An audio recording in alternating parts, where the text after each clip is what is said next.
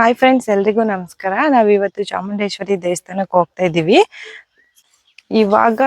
ನಾನು ಸದ್ಯಕ್ಕೆ ಊರಲ್ಲಿ ಇದ್ದೀನಿ, ಅದಕ್ಕೆ ಬಸ್ ಸ್ಟಾಪಿಗೆ ಬಂದಿದ್ದೀವಿ. ಇವಾಗ ಬಸ್ಗೋಸ್ಕರ ವೆಯ್ಟ್ ಮಾಡಬೇಕು, ಆಮೇಲೆ ಮತ್ತೆ ಕಂಟಿನ್ಯೂ ಮಾಡ್ತೀನಿ.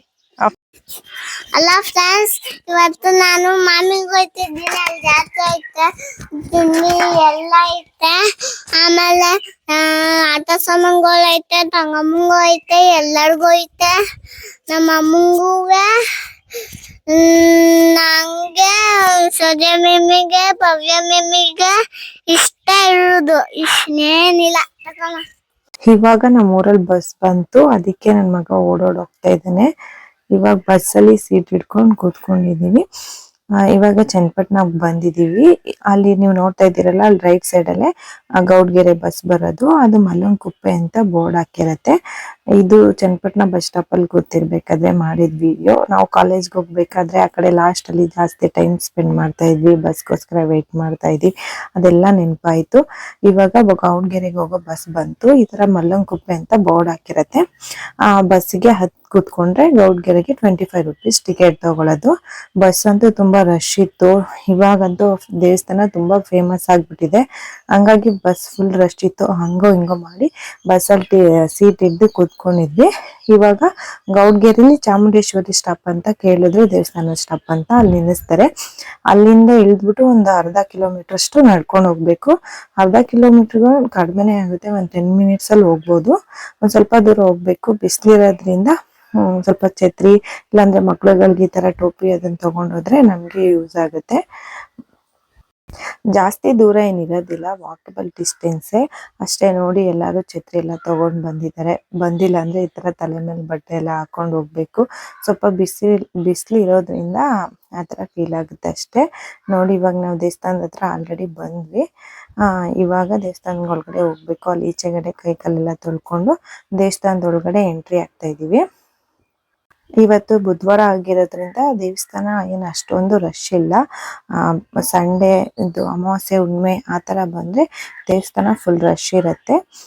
ನೋಡಿ, ಇಲ್ಲಿಂದ ಕ್ಯೂ ಅಲ್ಲಿ ಹೋಗ್ಬೇಕು. ನಾವು ಲಾಸ್ಟ್ ಟೈಮ್ ಸಂಡೇ ಹೋಗಿದ್ವಿ, ಫುಲ್ಲು ಇಲ್ಲಿಂದ ಕ್ಯೂ ಇತ್ತು, ತುಂಬಾ ರಶ್ ಇತ್ತು ಅವತ್ತಂತೂ. ಬಟ್ ಇವತ್ತು ವೆಡ್ನೆಸ್ಡೇ ಆಗಿರೋದ್ರಿಂದ ದೇವಸ್ಥಾನ ಏನು ರಶ್ ಇರಲಿಲ್ಲ, ಫುಲ್ಲು ಫ್ರೀ ಇತ್ತು. ಇದು ಚಾಮುಂಡೇಶ್ವರಿ ಗರ್ಭಗುಡಿಲಿರುವಂತ ಚಾಮುಂಡೇಶ್ವರಿ. ಮೊದಲು ಗೌಡ್ಗೆರೆಲಿ ಈ ಟೆಂಪಲ್ ಇದ್ದಿದ್ದು, ಅದಾದ್ಮೇಲೆ ಇವಾಗ ಪಂಚಲೋಹದ್ದು ದೊಡ್ಡ ವಿಗ್ರಹ ಮಾಡಿರೋದು. ಅದನ್ನ ಮಾಡಿದ್ಮೇಲೆ ಈ ದೇವಸ್ಥಾನ ಫುಲ್ ಫೇಮಸ್ ಆಗಿರೋದು. ನಾನು ಒಂದ್ 4 ಸಲ ಹೋಗಿದ್ದೆ, ಇದನ್ನು ಸೇರಿಸಿ 4ನೇ ಸಲ ನಾನು ಹೋಗ್ತಾ ಇರೋದು. ಮೊದಲು ಮಾಮೂಲಿ ಸಿಂಪಲ್ ಆಗಿ ಇತ್ತು ಅಷ್ಟೇ, ಅಷ್ಟೊಂದೇನು ಫೇಮಸ್ ಆಗಿರಲಿಲ್ಲ. ಬಟ್ ಇವಾಗ ತುಂಬಾ ಫೇಮಸ್ ಆಗಿದೆ.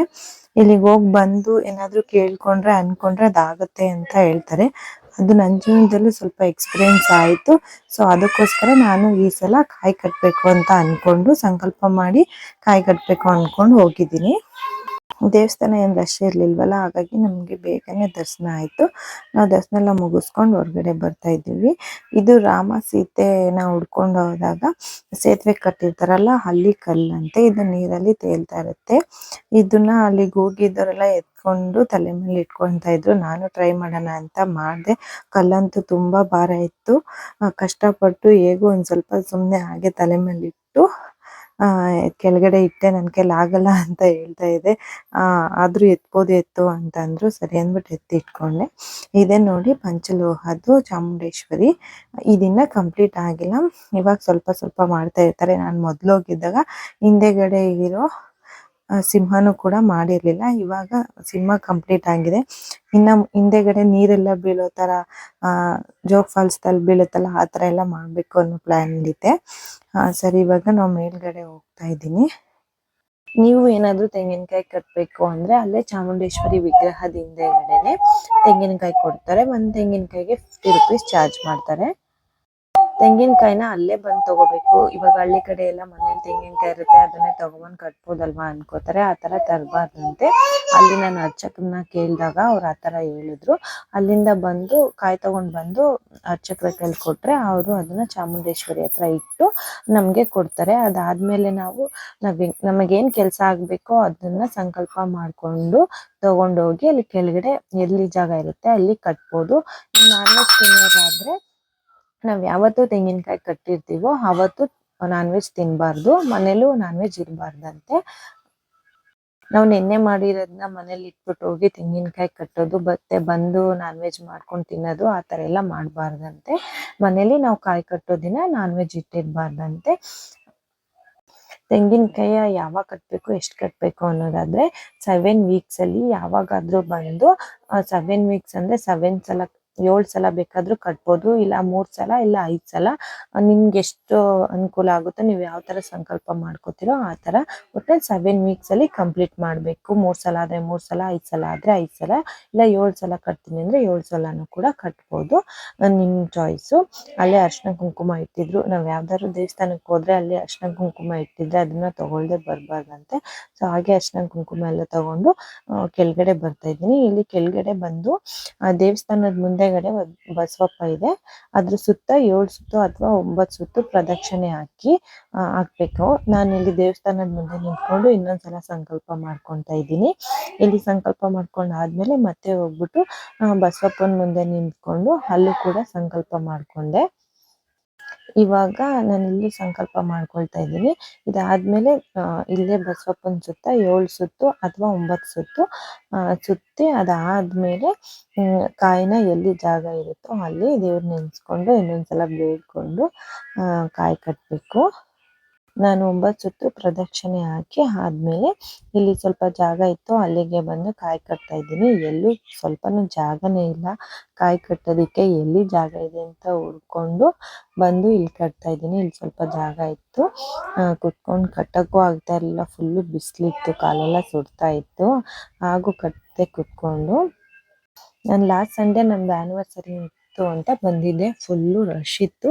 ಅವಾಗ ಬಂದಾಗ ನಾನು ಕೇಳ್ಕೊಂಡು ಹೋಗಿದ್ದೆ, ನಾನು ಅನ್ಕೊಂಡಿರೋದು ಏನಾದರೂ ಕೆಲಸ ಆಗೋ ಥರ ಸೂಚನೆ ಕಂಡ್ರೆ ನಾನು ಬಂದು ನೆಕ್ಸ್ಟು ಯಾವಾಗ ಮತ್ತೆ ಬಂದು ತೆಂಗಿನಕಾಯಿ ಕಟ್ತೀನಿ ಅಂತ ಅನ್ಕೊಂಡಿದ್ದೆ. ಸೊ ಅದು ಸ್ವಲ್ಪ ಆಗ್ತಿದೆ, ಆಗುತ್ತೆ ಅನ್ನೋ ನಂಬಿಕೆ ಬಂದಮೇಲೆ ಬಂದು ನಾನಿಲ್ಲಿ ಕಾಯಿ ಕಟ್ಟು ಹಾಗೆ ಬಸವಪ್ಪನ ಮುಂದೆ ನಿಂತ್ಕೊಂಡು ಒಂದು ಫೋಟೋ ಎಲ್ಲ ತೆಗೆಸ್ಕೊಂಡು ಬಂದೆ.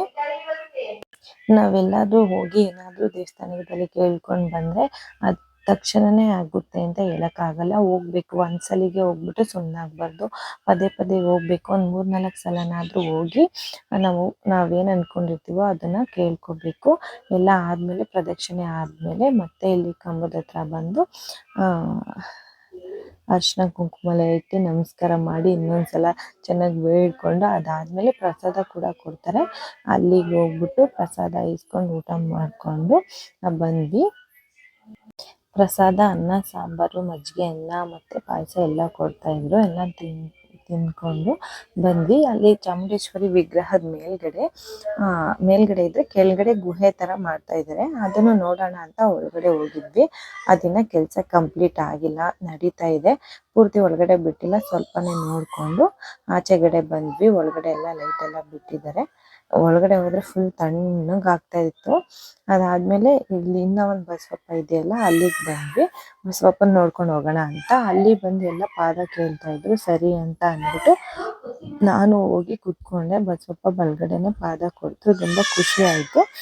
ಅಲ್ಲಿಂದ ಇವಾಗ ಹೊರಗಡೆ ಬರ್ತಾ ಇದ್ದೀವಿ. ಆಚೆ ಬಂದು ತುಂಬ ಬಿಸಿಲಿತ್ತಲ್ವಾ, ಕಬ್ಬಿನ ಜ್ಯೂಸ್ ಕುಡಿಬೇಕು ಅನಿಸ್ತಾ ಇತ್ತು, ಸರಿ ಅಂದ್ಬಿಟ್ಟು ಕುಡ್ಕೊಂಡು ಬಂದ್ವಿ. ನೀವು ಎಲ್ಲಾದರೂ ಹೋಗಿ ನೀವು ಅಂದ್ಕೊಂಡಿರೋದನ್ನ ಕೇಳ್ಕೊಳ್ಳಿ, ಎಲ್ಲರಿಗೂ ಚಾಮುಂಡೇಶ್ವರಿ ಒಳ್ಳೇದು ಮಾಡಲಿ ಅನ್ಕೋತೀನಿ. ನೀವೇನಾದರೂ ಫಸ್ಟ್ ಟೈಮ್ ನನ್ನ ವಿಡಿಯೋ ನೋಡ್ತಾ ಇದ್ದರೆ ಪ್ಲೀಸ್ ಸಬ್ಸ್ಕ್ರೈಬ್ ಮಾಡ್ಕೊಳ್ಳಿ, ಹೀಗೆ ಸಪೋರ್ಟ್ ಮಾಡಿ. Thank you for watching my videos. ಈ ವಿಡಿಯೋ ನೋಡಿ ನಿಮ್ಗೇನಾದರೂ ಡೌಟ್ ಇದ್ದರೆ ಚಾಮುಂಡೇಶ್ವರಿ ಅಮ್ಮನ ಬಗ್ಗೆ ಅದರ ಬಗ್ಗೆ ಏನಾದರೂ ಡೌಟ್ ಇದ್ದರೆ ನನಗೆ ಕಮೆಂಟ್ ಮಾಡಿ, ನನಗೆ ಗೊತ್ತಿದ್ರೆ ಅದಕ್ಕೆ ರಿಪ್ಲೈ ಮಾಡ್ತೀನಿ. ಪ್ಲೀಸ್ ಸಪೋರ್ಟ್ ಮಾಡಿ, ಸಬ್ಸ್ಕ್ರೈಬ್ ಮಾಡ್ಕೊಳ್ಳಿ, ಲೈಕ್ ಮಾಡಿ, ಶೇರ್ ಮಾಡಿ, ಕಮೆಂಟ್ ಮಾಡಿ. Thank you for watching.